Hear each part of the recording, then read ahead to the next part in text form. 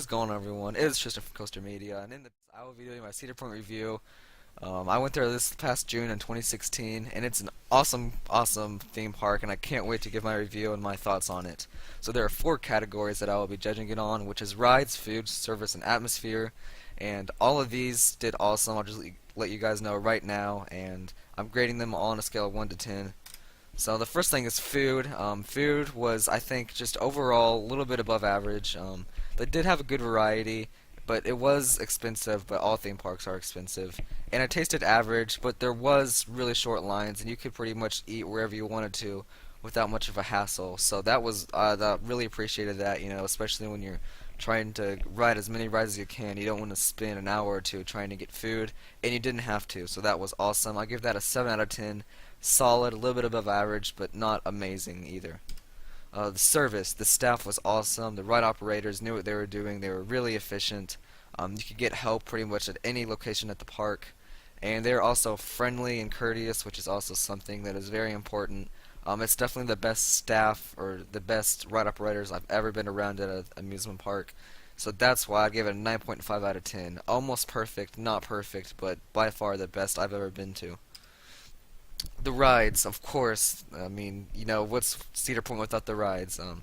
There's not only a great variety, but each coaster is high in quality. Each coaster is memorable, and you definitely have your own experience on each coaster. So, my top five, number five was Gatekeeper. That was very awesome. I mean, it feels like you're almost flying an airplane and doing stunts. I mean, it's awesome the way you swoop through the inversions and through the turns and drops.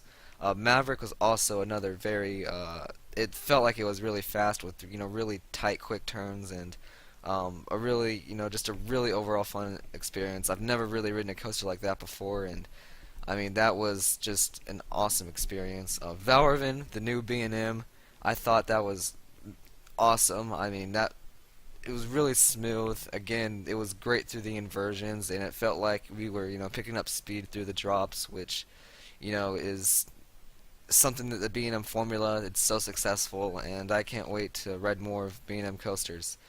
Top Throw Dragster, I mean this ride is like right in the middle of the park, and you can see it from everywhere, and like it's by far, it feels like it is the tallest and fastest ride there, and shooting out of that launch, 0 to 100 and just a little over 3 seconds is just something else you can only feel like in an airplane, but it's so different in the front row with the open wind blowing right through you as you get launched. I mean it's incredible.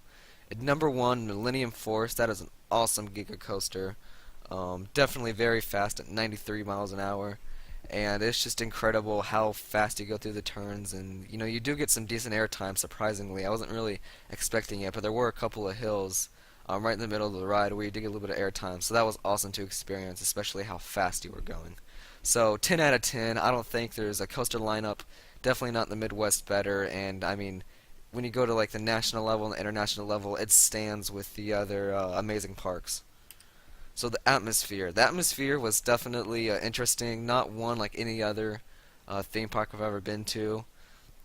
But it was overall enjoyable, and it was boring at slow times. The park was empty, kind of felt dead, but that was okay because that just meant that more ride time for me, and it was definitely calm. It wasn't chaotic like a Six Flags park, like Six Flags at Dallas. It can get pretty chaotic, especially when it comes down to closing time. But no, I felt calm, smooth, and it even felt slow at times, which is cool because that means you can take advantage of whatever you want to do, eat or go on more rides as much as possible. So 7 out of 10, it was solid, but it was kind of a different feel that, you're not going to feel, you're literally on the point of the area and the lake just pretty much surrounding you, so it's just a very interesting feel, and 7 out of 10, it was a solid, great experience.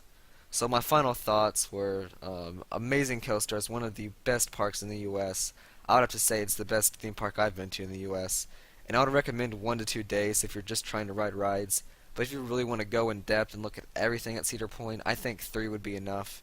No more than that because again, once just after you ride the rides, you only need an extra day to do stuff. So my final grade will be 34 out of 40 points possible, which is in my book that's an A plus. That is an outstanding park, and I would recommend this to anyone, especially if you're an experienced coaster goer, and you're trying to find a new park, if you haven't been to Cedar Point, make the trip down. And I would also recommend it for someone that maybe has never ridden a roller coaster. There's something there for everyone, from the very beginners that have never been there to the people who could ride roller coasters every day. This park has something for everyone. It's an awesome park. And let me know what you guys think. Have you been here? Do you think there's a better park? Is Kings Island, is the other top dog in Ohio? Do you think that's better than Cedar Point? Let me know. Again, thank you so much for watching. This is Coaster Media. Go ahead and check out my gaming channel. I'll put a link to that in the description below. But you guys have a great day. Yeah.